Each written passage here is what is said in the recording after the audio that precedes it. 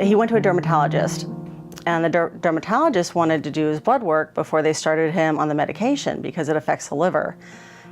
And the blood work came back and the liver enzymes were too high. And he said, no, you got to go get this checked out. So we did go to SLU. We went to Dr. Bacon. Val has something called NASH. We knew at that point when he was diagnosed that he was going to need a new liver. He was diagnosed from Dr. Bacon at stage 3 liver disease. And he's been an officer for 30 years. So he always kept in good physical shape and taking care of himself. So it took 15 or 16 years to get to stage 5. Val worked up until probably 4.5 months before he had his transplant.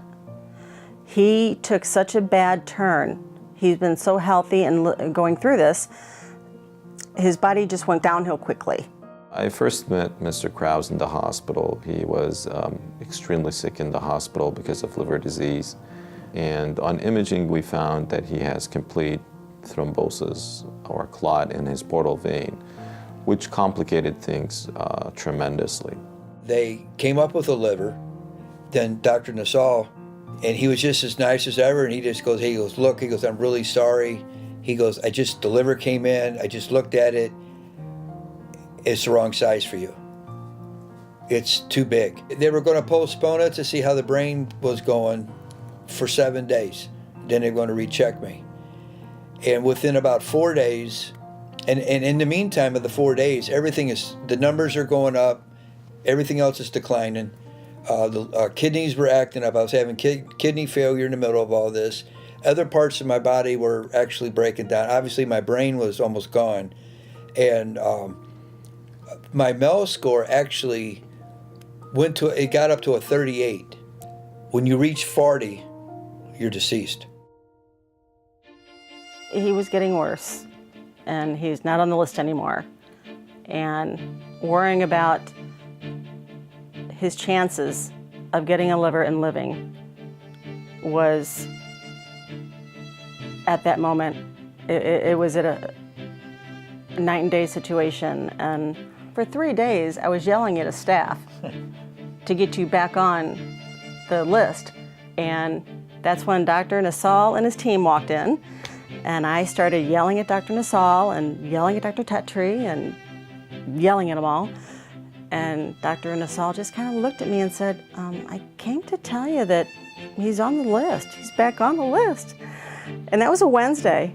And I was like, thank you, thank you. And that Friday, we had a donor. I remember the day that Mr. Krause was transplanted. He was very confused. His wife was very concerned, but she was a great advocate for him. And we were able successfully to use his left renal vein as the inflow for his liver. You know, it was like 4:30 in the morning. Dr. Nassau walked in the door, and he came in and he goes, it's over, it looks good. And all I could do was run up and hug him, and